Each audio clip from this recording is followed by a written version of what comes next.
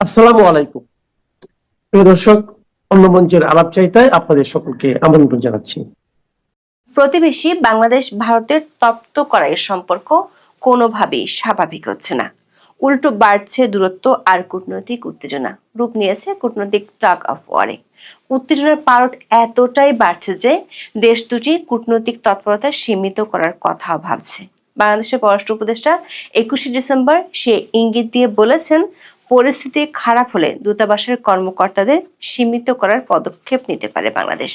আর নিরাপত্তার অভাবে বাংলাদেশের চট্টগ্রামে ভিসা কেন্দ্র বন্ধ রেখেছে ভারত। চট্টগ্রাম, রাজশাহী ও খুলনায় ভারতীয় দূতাবাসের আঞ্চলিক কার্যালয় লক্ষ্য করে হামলার চেষ্টায় ঘোলাটে হয়েছিল পরিস্থিতি। তবে দুই দেশের সেনাপ্রধানের মধ্যে টেলিফোনে আলাপ সেই পরিস্থিতিকে ঠান্ডা করেছিল। কিন্তু বাংলাদেশের ময়মনসিংহের ভালুকায় এক হিন্দু তরুণকে পিটিয়ে হত্যার পর আগুনে জ্বালিয়ে দেওয়ার ঘটনা আবারও উস্কে দেয় উত্তেজনা। পাল্টা জবাবে দিল্লিতে বাংলাদেশ হাই কমিশনের সামনে বিক্ষোভ করে একটি দল। এ সময় বাংলাদেশের হাই কমিশনারকে হত্যার হুমকি দেওয়ার অভিযোগ এসেছে বাংলাদেশের সংবাদ মাধ্যমে। ঘটনার একদিন পর ভারত দাবি করেছে, দিল্লিতে বাংলাদেশ হাই কমিশনের সামনে বিক্ষোভের সময় কোনো নিরাপত্তা হুমকি তৈরি হয়নি। তবে এই দাবি সরাসরি প্রত্যাখ্যান করে হাই কমিশনের জন্য যথাযথ নিরাপত্তা না দেওয়ার অভিযোগ তুলেছেন পররাষ্ট্র উপদেষ্টা তৌহিদ হোসেন। বাংলাদেশের পররাষ্ট্র উপদেষ্টা অভিযোগ করেছেন, চরমপন্থীরা নিরাপত্তা অঞ্চলের মধ্যে ঢুকলো কিভাবে।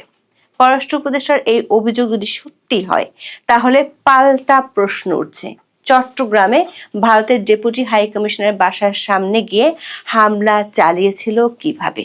প্রতিবেশী দুই দেশের মধ্যে এমন কূটনৈতিক টাগ অফ ওয়ার নজিরবিহীন।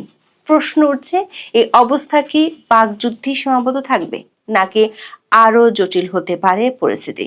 তেমন কিছু হলে কি অপেক্ষা করছে সামনের দিনে? দেশের ভেতরে সীমাহীন অস্থিরতা, সহিংসতার জেরে এমনিতেই জনজীবনে যখন নাবিশ্বাস, তখন দেশের সীমানা ছাড়িয়ে ছড়িয়ে পড়া উত্তেজনার ফল কি হতে পারে? বিস্তারিত জানতে চলুন যাওয়া যাক বিশ্লেষণে।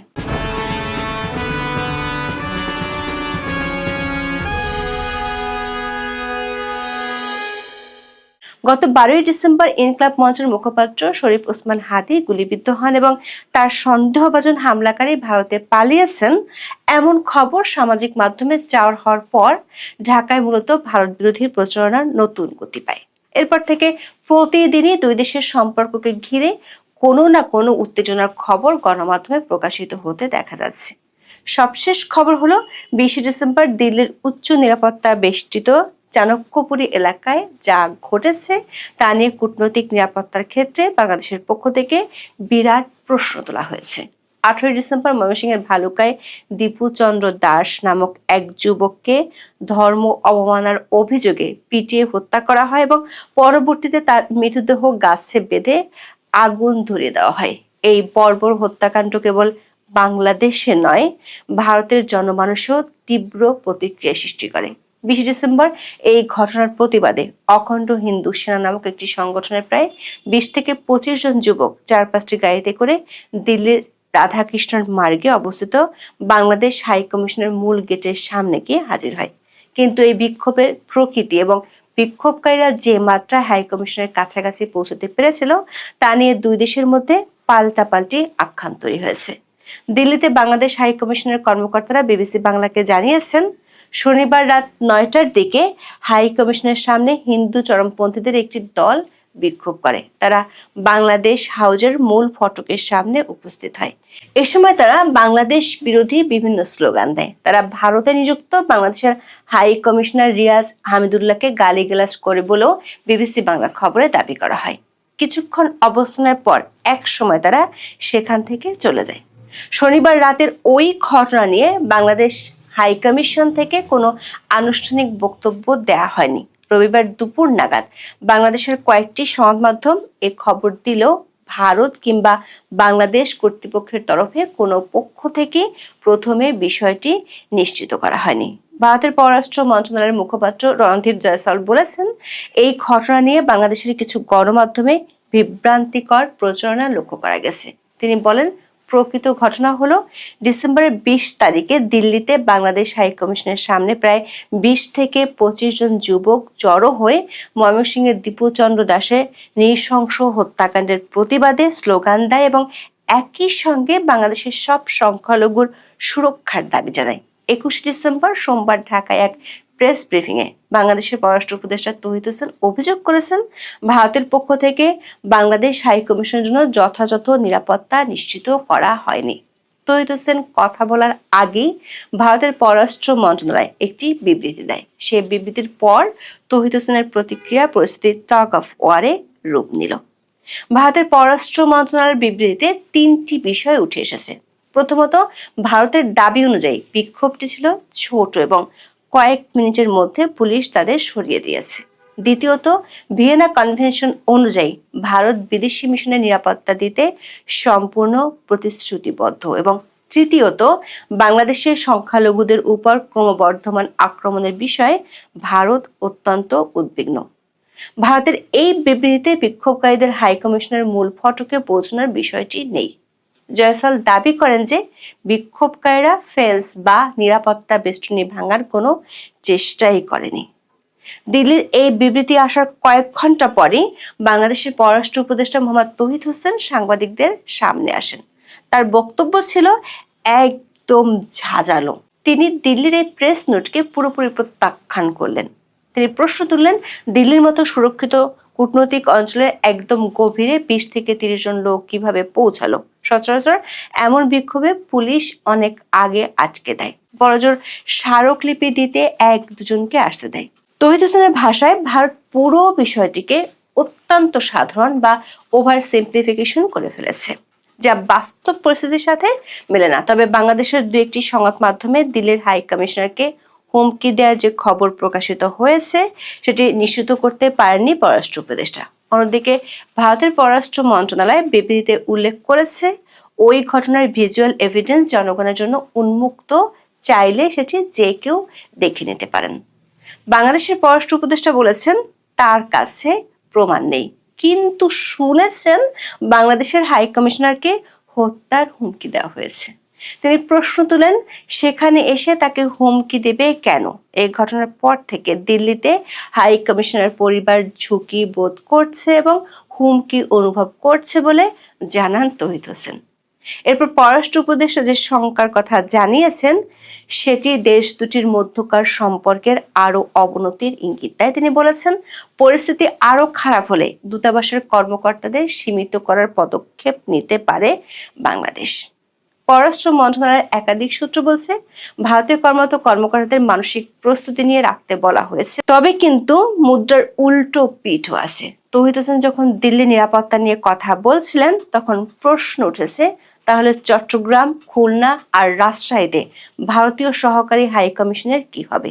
যদি দিল্লির 20 থেকে 25 জন যুবককে আটকানোই ভারতের দায়িত্ব হয়, তবে বাংলাদেশের চট্টগ্রাম, রাজশাহী এবং খুলনায় ভারতীয় সহকারী হাই কমিশনের যে হামলা ও বিক্ষোভ হলো সেটিকে তিনি কিভাবে ব্যাখ্যা করবেন? ডিসেম্বরের মাঝামাঝি সময় ইনকিলাব মঞ্চের নেতা শরীফ ওসমান বিন হাদির মৃত্যু বাংলাদেশের তীব্র ভারত বিরোধী মনোভাব তৈরি করে। হাদির মৃত্যুর খবর ছড়িয়ে পড়ার সাথে সাথে 19 ডিসেম্বর রাতে চট্টগ্রামে ভারতীয় ডেপুটি হাই কমিশন এলাকায় ভাঙচুর ও বিক্ষোভ হয়। বিক্ষোভকারীরা ইটের টুকরো ছুঁড়ে কার্যালয়ের ক্ষতি সাধন করে। একই ধরনের উত্তেজনা বিরাজ করছিল রাজশাহী ও খুলনাতেও, যার ফলে ভারত সেখানে ভিসা কার্যক্রম স্থগিত করতে বাধ্য হয়। চট্টগ্রামে ভারতীয় ডেপুটি হাই কমিশনার বাসভবনে ইট পাটকেল নিক্ষেপ করা হয়েছে, যার ফলে ভারত সেখানে অনির্দিষ্টকালের জন্য ভিসা কার্যক্রম স্থগিত করতে বাধ্য হয়েছে। আবার প্রকাশ্যে জনসভায় সরকার সমর্থক এক নেতা বাংলাদেশ থেকে ভারতীয় হাই কমিশনারকে লাথি দিয়ে বের করে দেওয়ার হুমকিও দিয়েছিল। কিন্তু এ বিষয়ে বাংলাদেশ সরকারের পক্ষ থেকে কোনো প্রতিক্রিয়া পাওয়া যায়নি। দর্শক, উভয় দেশই তাদের ভূখণ্ডে থাকা বিদেশি মিশনের নিরাপত্তা নিশ্চিত করতে আংশিক বা পূর্ণাঙ্গভাবে হিমশিম খাচ্ছে। দিল্লির পক্ষ থেকে উল্টো বলা হয়েছে, বাংলাদেশে উদ্ভূত পরিস্থিতির উপর নজর রাখছে ঢাকার দূতাবাস এবং সংখ্যালঘুদের উপর আক্রমণে উদ্বেগ ও নৃশংসতার বিচার দাবি করছে। তবে বাংলাদেশের পররাষ্ট্র উপদেষ্টা দীপু দাসের উপর এই বর্বর হামলা এবং নৃশংস হত্যাকাণ্ডের ঘটনা সংখ্যালঘু নির্যাতন হিসেবে মানতে নারাজ। তার ভাষায় এটি বাংলাদেশের একজন নাগরিকের হত্যাকাণ্ড। দর্শক, পরিস্থিতি যেদিকে এগোচ্ছে তাতে মনে হচ্ছে সামনের দিনগুলোতে সংখ্যালঘু ইস্যু নিয়ে পরিস্থিতি আরো জটিল হওয়ার আশঙ্কা থেকে যাচ্ছে। যদিও রাজনীতি আর কূটনীতি যখন ঝগড়ায় ব্যস্ত, তখন এক অদ্ভুত শান্ত চিত্র দেখা গেছে সামরিক মহলে। খবর হলো, ভারতীয় সেনাপ্রধান জেনারেল উপেন্দ্র দ্বিবেদী বাংলাদেশের সেনাপ্রধান জেনারেল ওয়াকারুজ্জামানের সাথে কথা বলেছেন। সেনা প্রধানদের এই কথোপকথনের মূল বিষয়বস্তু ছিল সীমান্তে উত্তেজনা প্রশমন এবং বিশেষ করে দীপু চন্দ্র দাসের হত্যাকাণ্ড ও ওসমান হাদির মৃত্যুকে কেন্দ্র করে উদ্ভূত জনরোষ সামলানো। ভারতের আশঙ্কা ছিল যে বাংলাদেশে বিরাজমান অস্থিরতা সীমান্ত পাড়ি দিয়ে তাদের উত্তর পূর্বাঞ্চলের রাজ্যগুলোতেও প্রভাব ফেলতে পারে। অন্যদিকে বাংলাদেশের সেনাপ্রধানের জন্য এই যোগাযোগ ছিল আগামী 2026 সালের ফেব্রুয়ারিতে নির্ধারিত সাধারণ নির্বাচনের আগে অভ্যন্তরীণ নিরাপত্তা নিশ্চিত করার একটি কৌশল। ভারতীয় গণমাধ্যমগুলোর খবরে বলা হয়েছে, জেনারেল ওয়াকারুজ্জামান ভারতকে এই মর্মে আশ্বস্ত করেছেন যে বাংলাদেশে ভারতীয় সম্পদ সম্পূর্ণ সুরক্ষিত আছে। তবে দুই সেনাপ্রধান কথা বললেও ভারত তার চিকেন নেক সীমান্তে সামরিক শক্তি আরো জোরদার করছে। বিশেষ করে ভারতের সেভেন সিস্টার্স নিয়ে এনসিপির হাসনাত আব্দুল্লাহর মন্তব্যের পর ভারতের উচ্চপদস্থ সেনা কর্মকর্তারা 2 দফা সীমান্ত সফর করেছেন। দর্শক, ভারত ও বাংলাদেশের বর্তমান পরিস্থিতিকে একটি শীতল কূটনৈতিক যুদ্ধ বলা যেতে পারে, যেখানে শব্দের লড়াই চলছে ঠিকই, কিন্তু তলে তলে সামরিক সহযোগিতার সূক্ষ্ম সুতোটিও এখনো ছিঁড়ে যায়নি। বর্তমানে দুই দেশের সম্পর্ক রাজপথের আবেগ এবং ডিজিটাল প্রোপাগান্ডা নিয়ে নিয়ন্ত্রিত হচ্ছে। একদিকে দীপু চন্দ্র দাসের হত্যাকাণ্ড, অন্যদিকে ওসমান হাদির মৃত্যু। এই দুই ইস্যু দেশ দুটির কূটনীতিকে যেন রোলার কোস্টারের ময়দানে নামিয়ে দিয়েছে। প্রশ্ন হলো, দুই দেশের উত্তেজনার পারদ কি শেষ পর্যন্ত রক্তক্ষয়ী যুদ্ধের দিকে গড়াবে, নাকি সব পক্ষের শুভ বুদ্ধিতে পরাজিত হবে রক্তনেশা? এখন এ পর্যন্ত। সবাই ভালো থাকুন, সুস্থ থাকুন, নিরাপদে থাকুন। দেখা হবে আগামী পর্বে।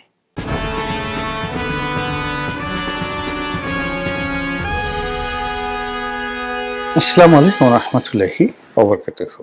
সম্মানিত দর্শক, বর্তমান সময়ের প্রধানতম আলোচিত সাংবাদিক, যাকে অনেকে সাহসের বাতিঘর বলে থাকেন, অনেকে ন্যায়পরায়ণতার বিমূর্ত প্রতীক হিসেবে অভিহিত করেন। অনেকে বলেন যে সাংবাদিক যদি কেউ হতে চান তো নুরুল কবির সাহেবের মতো আসলে সাংবাদিক হওয়া উচিত। এরকম মানে তার কর্মকাণ্ড, তার কথাবার্তা, তার সব কিছু মিলে আমাদের দেশের মানুষের মধ্যে যে ইতিবাচক ধ্যান ধারণা তৈরি হয়েছে, ঠিক সেই জায়গাটিতে তিনি যখন লাঞ্ছিত হয়েছেন, অপমানিত হয়েছেন, তখন মোরাললেস বাংলাদেশের সকল মানুষই কিন্তু ব্যথিত হয়েছেন, মারাত্মকভাবে ব্যথিত হয়েছেন যে এরকম একজন মানুষ যার আসলে সর্বজন শ্রদ্ধেয় হওয়া উচিত। সবকিছুর ঊর্ধ্বে উঠে এই ধরনের মানুষকে সম্মান জানানো উচিত। একটি জাতি গঠন, একটি জাতির অস্তিত্ব কিংবা একটি জাতির যে ক্রান্তিকাল, সেই ক্রান্তিকালে যদি নুরুল কবিরদের মতো মানুষ প্রস্তুত না থাকে, তাহলে সংকট কারা উত্তরণ করবে? এরকম প্রশ্ন যখন করা হচ্ছে, ঠিক সেই সময়টাতে আমার ব্যক্তিগতভাবে মনে হচ্ছে যে এরকম একটা ঘটনা কেন ঘটলো। এর কারণ হলো, আমি নিজে ব্যক্তিগতভাবে নুরুল কবির সাহেবের সঙ্গে আমার চমৎকার ভালো সম্পর্ক। একান্ত আলোচনায় তার মতো বন্ধু বৎসল, অতিথি পরায়ণ এবং নিপাট চিন্তার মানুষ খুব অল্প আছে। মানে নিজের যেটা প্রয়োজন নয়, তারপরে যেটি দেশের জন্য প্রয়োজন নয়, এরকম কোনো কথা, কর্ম, কাজ কোনো কিছুর মধ্যে তিনি সাধারণত জড়ান না। একটি ইংরেজি পত্রিকার তিনি সম্পাদক। আমাদের দেশে এমনি ইংরেজি জানা মানুষ খুব অল্প, ইংরেজি পড়ার মানুষও খুব অল্প। আমি নিজেও যখন ছাত্র জীবন তখন ইংরেজি পত্রিকা পড়তাম মূলত ইংরেজি শেখার জন্যে। কিন্তু পরবর্তীতে আসলে আমি ইংরেজি পত্রিকা নিজে পড়ি না সাধারণত, খুব বেশি কিছু দরকার না হলে। যেমন দেখা গেল কোন একটি সাহিত্য সত্যিকার অর্থে, যেমন জর্জ বার্নার্ড শোর একটা লেখা বা ধরেন টি.এস. ইলিয়টের একটা লেখা, সেই লেখা আসলে বঙ্গানুবাদ পড়লে আরাম পাওয়া যায় না। কিংবা ধরুন সলমান রুশদি, ভি.এস. নাইপল কিংবা খুশবন্ত সিং, এদের অনুবাদ আমি পড়েছি, কিন্তু অনুবাদ পড়ে আসলে মজা পাওয়া যায় না। এরকম কিছু রিয়েল রিদম পাওয়ার জন্য আমি কিছু কিছু ইংরেজি বই বা লেখা পড়ি, কিন্তু ইন জেনারেল আমার আসলে 99% যে লেখাপড়া সব বাংলাতে, বাংলা মাধ্যমে। আমি ইংরেজি বলে বা পড়ে আসলে আনন্দ পাই না। তো সেই অর্থে ছাত্র জীবনে অবজারভার পড়তাম, কর্মজীবনে কিছুদিন ডেইলি স্টার রেখেছি, পড়ার চেষ্টা করেছি, আসলে আমার ভালো লাগেনি। আমার কাছে আসলে ওই প্রথম আলো আমি বের হওয়ার আগে থেকে, মানে বের হওয়ার পর থেকে আমি প্রথম আলো পড়ি, ইত্তেফাক পড়ি, মানে বাংলা পত্রিকাগুলো যে এত আছে। এমনও সময় গেছে যে যখন সংবাদপত্রের চাকরি করতাম তখন তো সৌজন্য সংখ্যা পেতাম 20টি 25টি সেই সাপ্তাহিক এবং দৈনিক পত্রিকা বাসায় যেত, এবং সেগুলো এ মাথা থেকে ও মাথা পর্যন্ত পড়তাম। আবার ব্যবসা বাণিজ্য যখন কম ছিল তখন এরকম অফিসে 8টা 10টা 12টা পত্রিকা রাখতাম এবং ঘন্টার পর ঘন্টা বসে পত্রিকা পড়তাম। আমার অনেক সহকর্মী যারা ছিলেন তারা খুব ভীষণ রকম বিরক্ত হতেন যে এই লোকটার কি কোনো কাজ নাই, সারাদিন পত্রিকা পড়েন।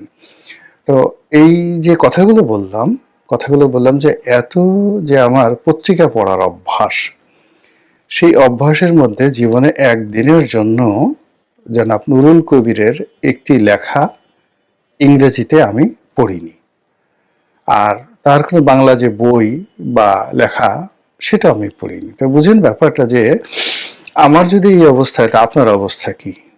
আপনি কটা, নুরুল কবির যে সাংবাদিক হিসেবে তার কটা নিবন্ধ পড়েছেন একটু নিজে নিজে জিজ্ঞাসা করেন। তো কাজেই আমরা যে তাকে ভালোবাসি সাংবাদিক হিসেবে বা তাকে যে বড় মনে করি, মূলত একজন বক্তা হিসেবে। তিনি কথা বলেন, উচিত কথা বলেন, এবং সেই কথার মধ্যে রসকসহীন, আমার মতো মিষ্টি করে বা আরো অনেকের মতো সাহিত্যের রং মিশিয়ে বা রাজনীতির যে পক্ষপাত দুষ্ট যে সকল কথাবার্তা রয়েছে, যা কিনা একটি বিশেষ শ্রেণীকে উন্মাদনা দেবে। যেমন আপনি যদি বিএনপির পক্ষে কথা বলেন, আপনি যদি আওয়ামী লীগের পক্ষে কথা বলেন, জামাতের পক্ষে কথা বলেন, এক ধরনের যাকে বলা উন্মাদনা তৈরি হবে। কিন্তু আপনার কথায় রসকস নেই, কিন্তু আপনি সত্য কথা বলছেন। তো এই সত্য কথা বলে একটা মানুষ যত আকর্ষণীয় হতে পারে এই বাংলাদেশে, সেটা জনাব নুরুল কবির হয়েছেন তার বক্তব্যের মাধ্যমে। বিশেষ করে 1/11-র সময় যখন মানুষ খুব ভয়ে কাঁপছিল, থরথর করে কাঁপছিল, ঠিক এই 1/11-র সময় দুজন ব্যক্তি, একজন ব্যারিস্টার রফিক আইন অঙ্গনে, আর একজন নুরুল কবির এই সংবাদপত্র জগতের মানুষে টেলিভিশনে এসে টকশো করতে গিয়ে তিনি সারা দেশের মানুষের কাছে সাহসের বাতিঘর হিসেবে পরিণত হয়েছেন। তো সেই সাহসের বাতিঘরকে ব্যবহার করে তিনি আসলে জীবনে কখনো ধড়িবাজ ধান্দাবাজি করার কোনো চেষ্টা করেননি। কখনো প্রেস ক্লাবের সভাপতি, সরকারি কোনো সুযোগ সুবিধা, বাড়ি গাড়ি, মানে কোনো কিছু নাই। তিনি জাস্ট একটা নিউ এজ নামক একটা পত্রিকায় চাকরি করেন। কত বেতন পান? 1.5 লাখ 2 লাখ, হাইয়েস্ট 2 লাখের বেশি হবে বলে আমার কাছে মনে হচ্ছে না। তো 2 লাখ টাকা বেতন পেয়ে যতটুক জীবনযাপন করা সম্ভব, তার স্ত্রী হয়তো চাকরি করে, এই অতটুক জীবনযাপনই তিনি এই শহরে করেন। তো এর বাইরে তার লোভ লালসা কামনা বাসনা, অথচ দেখা গেল এই সংবাদপত্র জগতে 30,000 40,000 টাকা বেতনে চাকরি করেন এমন লোক মাসে 10 কোটি 20 কোটি টাকার ধান্দাবাজি করেন, অনেকে 100 কোটি টাকার মালিক হয়ে গেছেন। তো সরি 10 কোটি 20 কোটি নয়, মাস এটা বেশি হয়ে যাবে, মানে 10 লাখ 20 লাখ টাকা ধান্দাবাজি করেন, এক একজনের 30-40 কোটি টাকার মালিক হয়েছেন, 100 কোটি টাকার মালিক হয়েছেন। এগুলো এখন রীতিমতো ওপেন সিক্রেট। তো সেই দিক থেকে নুরুল কবির সাহেব সেই জিনিসগুলো কখনো করেননি। তো তার সেই সততা, ন্যায়পরায়ণতা নিয়ে তো প্রশ্ন ওঠার কথা না। তো এই মানুষটি এই সময়টিতে কেন লাঞ্ছিত এবং অপমানিত হলেন, এই কারণগুলো আমি বলবো। আমার দৃষ্টিতে প্রথম যে তার যে অভিব্যক্তি, সেটা হলো তিনি নিজেকে সাহসী হিসেবে প্রমাণ করেছেন। তো এর কারণে কি হলো, আমাদের সমাজে যারা ৯৯% ভীরু লোক, কাপুরুষ লোক, তাদের ভীষণ রকম মানে অপমান, যে নুরুল কবির বলে যায়, নুরুল কবির করে যায়, সবাই শুধু নুরুল কবির বলে, আমি কেন পারি না। ফলে যারা কথা বলতে পারেন না, কিংবা ওই যে তার কথা দ্বারা যারা ক্ষতিগ্রস্ত হন বা তিনি যাদেরকে আঘাত করেন, তাদের মধ্যে একটা সংক্ষুব্ধ গ্রুপ তৈরি হয়েছে যে যদি কোনোদিন তোমার সুযোগ পাই, এমন একটা ডলা দেব যেখানে পাটার উপরে মরিচ বা হলুদ রেখে পুতা দিয়ে যেভাবে গুতিয়ে গুতিয়ে পিষে ফেলে, ওরকম তোমাকে পিষিয়ে ফেলবো। এটা এই গত 20 বছর যাবৎ তৈরি হয়ে গেছে। 2 নম্বর হলো যে তিনি যে কাজটি করেননি কখনো, এইবার তিনি সেই কাজটি করতে গেছেন। তিনি এইবার ওই যে সম্পাদক পরিষদ আছে, সেই সম্পাদক পরিষদের তাকে সভাপতি বানিয়েছেন। এটা একটা রাজনৈতিক পদবি, পোর্টফোলিও। সমাজের অনেক জায়গাতে ম্যানেজ করে এই জায়গাগুলো সাধারণত অনেকে করে। অতীতে যারা সম্পাদক পরিষদের সভাপতি হয়েছেন, সাধারণ সম্পাদক হয়েছেন, মোরলেস তারা কেউ নুরুল কবিরের মতো ছিলেন না। সেটা মতিউর রহমান বলেন, মাহফুজ আনাম বলেন, কিংবা শ্যামল দত্ত বলেন, নঈম নিজাম বলেন, মানে এখানে যারা সভাপতি সেক্রেটারি হিসেবে আছেন তাদের একটা কানেক্টিভিটি ছিল, তারা কেউ নুরুল কবিরের মতো না। এই নুরুল কবির সাহেব এখানে তার এই চরিত্র নিয়ে যেখানে আসছেন, এটি তার সীমা অতিক্রম করা হয়েছে। এটা আমার কাছে তার দ্বিতীয় ভুল বলে মনে হয়েছে। থার্ডলি হলো যে নুরুল কবির বা নুরুল কবিরদের মতো মানুষ, এরা কথা বলেন গান মানে অনেকটা কোকিলের মতো। দে সিং, তারা গান, দে স্পিক, তারা কথা বলেন, কিন্তু ওগুলো বাস্তব যারা পরিণত করবেন তারা পলিটিশিয়ান, দ্য লিডার্স। মানে লেখক যদি মনে করেন উইলিয়াম শেক্সপিয়ার বা ধরুন কবি নজরুল বা রবীন্দ্রনাথ, তাদের অনেক কর্ম নিয়ে অনেক বড় কিছু হয়েছে। এখন তাদেরকে যদি সেই কর্ম বলা হয় যে রবীন্দ্রনাথকে যে তুমি একটু অভিনয় করো, রক্তকরবীতে অভিনয় করো, সেটা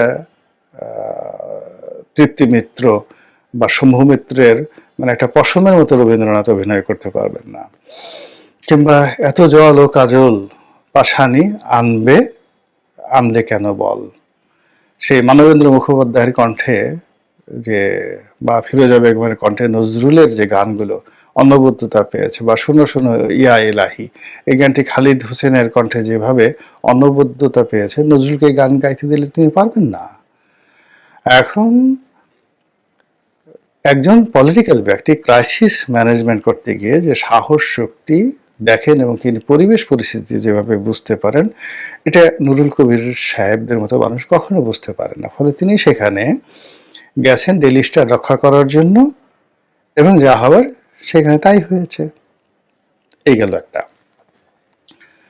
তারপরে যেটা হলো যে তিনি এই গত 14টি মাস ধরে তার সাহসের বাতিঘর হিসেবে তিনি যেভাবে জামাতকে মানে সমালোচনা করেছেন, মুক্তিযুদ্ধকে যেভাবে আফোল্ড করার চেষ্টা করেছেন, এটা এই রাষ্ট্রের এই মুহূর্তে যে ফরমেশন হচ্ছে, সেই ফরমেশনের জায়গাতে মানে ওই তার প্রতিটি শব্দ রীতিমতো একটা পেরেকের মতো আঘাত করেছে।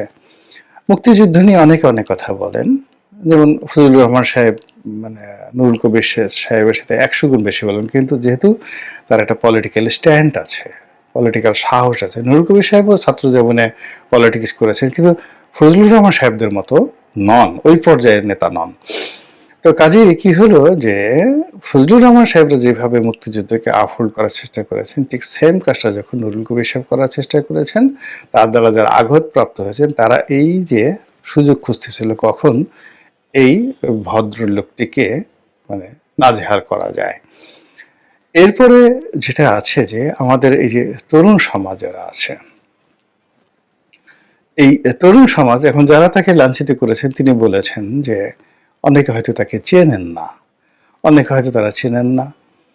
তো এটার যে সবচেয়ে বড় আমাদের এই যুগের যে সমস্যা, এটা হলো 5 নম্বর সমস্যা, যে আমরা মানুষ চিনতে পারছি না, মানুষ চিনতে পারছি না। এখন নুরুল কবির ডাজ নট ম্যাটার। আপনি চিন্তা করেন যে সমাজে একটা গরু, একটা ছাগল, একটা ভেড়া, এমনকি একটা কুকুর, তারাও কিন্তু সমাজের সম্মানিত মানুষ চিনে। আপনি কখনো দেখেছেন জীবনে যে কুকুর কোনো ওসিকে কামড় দিছে? জীবনে কোনোদিন কোনো মেজর জেনারেলকে দেখলে কুকুর ঘেউ ঘেউ করেছে? কখনো সে কাজ করবে না। আপনি কখনো দেখেছেন কোনো মন্ত্রী, মিনিস্টার কিংবা প্রধানমন্ত্রী বা শেখ হাসিনার মতো মানুষ, পুতিনের মতো মানুষ, মোদির মতো মানুষ, তাদের মাথায় সে মানে এদের মতো মানুষ, প্রভাবশালী মানুষ যাদের শক্তিশালী আছে, এবং ধরেন টুঙ্গা বাবু বা মানে যাদের খুব পাওয়ারফুল, রাসপুটিনের মতো মানুষ, ডাকাত শহীদ, এরকম যারা মানুষ আছে তাদের মাথার উপরে কোনো পাখি হেগে দিয়েছে, মলত্যাগ করেছে, কৌয়া মলত্যাগ করেছে? দেখতে পাবেন না। অর্থাৎ প্রকৃতির একটা নিয়ম হলো প্রকৃতি মানুষ চিনতে পারে, নির্বোধ অবোধ প্রাণীরা মানুষ চিনতে পারে। এর একটা অবোধ শিশু, 2 মাসের একটা শিশু আপনি ফেলে দিয়ে আসেন সুন্দরবনে, কোনো বাঘ তাকে কামড় দেবে না, সজারও কামড় দেবে না, শিয়ালও কামড় দেবে না, এরকম একটা অবস্থা। তো আমাদের এই সমাজে এই যে নুরুল কবিরদের মতো মানুষকে চিনতে পারছে না, ফেস দিয়ে চেনার দরকার নাই। নর্মাল যখন সমাজ স্বাভাবিক থাকে, মানুষ বুঝতে পারে যে এই লোকটি সম্মানিত, তাকে মর্যাদা দেয়, সম্মান দেয়, এবং দুনিয়ার খারাপ সময়ে তাকে সম্মান দেয়। তা এই যে 5 নম্বর সমস্যা হলো যে আমাদের এই সমাজে এখন নুরুল কবিরদেরকে চেনা যাচ্ছে না। 6 নম্বর হলো এই যে নুরুল কবিরদেরও ভুল আছে। নুরুল কবির, তারপর প্রথম আলোর মতিউর রহমান বা অন্যান্য যারা আছেন, তারা এই যাকে বলে লাঞ্ছিত হওয়ার পর বুঝতে পারেন যে লোকজন তাদেরকে চিনতে পারেনি। কিন্তু তারা যদি আগে বুঝতে পারতেন যে লোকজন তাদেরকে চিনতে পারছে না, লোকজন তাদেরকে চিনতে পারছে না, এই কথাটা যদি তারা বুঝতে পারতেন, যে আমাদের এই সমাজের কমন সেন্স, অভিব্যক্তি, সামাজিক নম্রতা, ভদ্রতা, এটার কারণে একজন মানুষের নাম পরিচয় না দেখে শুধুমাত্র তার ড্রেস কোড, পোশাক, চোখের অঙ্গভঙ্গি, এগুলো দেখেই মানুষ যখন বুঝতে পারে যে না উনি একজন কবি, উনি একজন সাহিত্যিক, উনি একজন সম্মানিত ব্যক্তি, তখনই কি হয় যে সমাজের একটা ব্যালেন্স থাকে। তো এই জিনিসটি যেহেতু তুমি একজন চিন্তক, তিনি একজন কথক, তারও তো বোঝার দরকার ছিল, তিনি সেটা বুঝতে পারেননি। এটা তার একটা ব্যক্তিগত, যাকে বলা হয় আমি মনে করি অপরাধ, রীতিমতো অপরাধ। বুঝতে না পারা জ্ঞানী লোকের জন্য রীতিমতো অপরাধ। আর সর্বশেষ 7 নম্বর অপরাধ হলো অশান্ত সময়। অশান্ত সময় যখন কাউকে পাকড়াও করে, নিয়তি যখন কাউকে টান দেয়, ওটার কোনো যুক্তি নেই। এখন যে সময়, এই সময়তে যেটি হয় সেটা হলো যে কোনো ঘটনা, যে কোনো দুর্ঘটনা যে কোনো সময় ঘটে যেতে পারে যে কারোর জীবনে। এই অশান্ত সময়ের যে ঘূর্ণিপাক, সেই ঘূর্ণিপাক যে কোনো মানুষকে যে কোনো পরিস্থিতিতে গ্রাস করতে পারে। এর ফলে কি হলো, নুরুল কবির সাহেবদের মতো যে ঘটনা ঘটলো, সেই ঘটনা হয়তো আরো অনেকের জন্য অনিবার্য হতে পারে আগামীতে, যদি আমরা সতর্ক না হই। মহান আল্লাহ আমাকে, আপনাকে সহ আরো অনেক যারা এই সমাজের ব্যক্তি রয়েছেন, যার যার অবস্থানে সবারই তো সম্মান আছে। এমনকি আপনি যাকে অসম্মানিত বলে মনে করেন, তার স্ত্রী তো তাকে সম্মান করে, তার সন্তান তো তাকে সম্মান করে। ফলে আমি মনে করি সব মানুষের সম্মানিত, কোনো মানুষের জীবনে যেন এই ধরনের অবমাননাকর, অস্বস্তিকর, বিরক্তিকর এবং যাকে বলা হয় এই দুঃখ ভারাক্রান্ত হয়ে যায় হৃদয়, যেগুলো স্মরণ করলে এই ঘটনা যেন না ঘটে। আসসালামু আলাইকুম রহমতুল্লাহি ওয়া বারাকাতুহু।